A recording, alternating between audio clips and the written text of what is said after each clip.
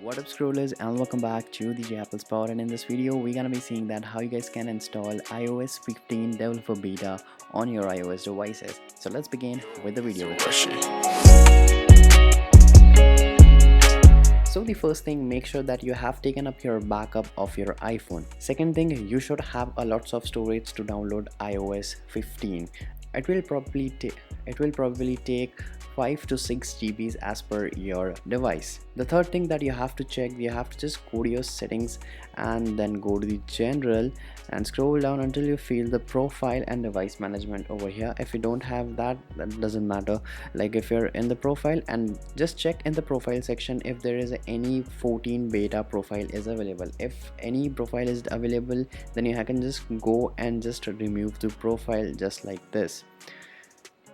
So let's see how we can install iOS 15 beta profile on your iOS devices.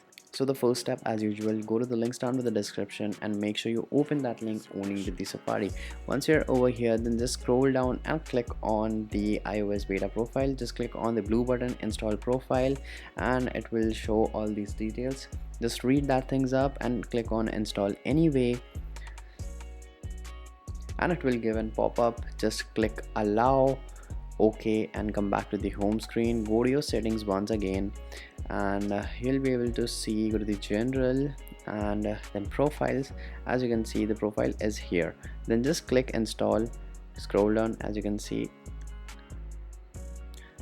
just click on install and again install. It will ask your phone password if you have a phone password, so just enter that, and it will give a pop-up to restart your phone. Just click on restart and it will restart. Just wait for a while.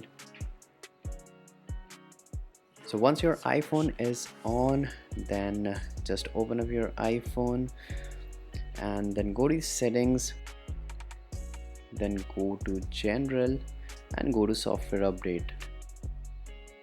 As you can see, iOS 15 developer beta 1 is available.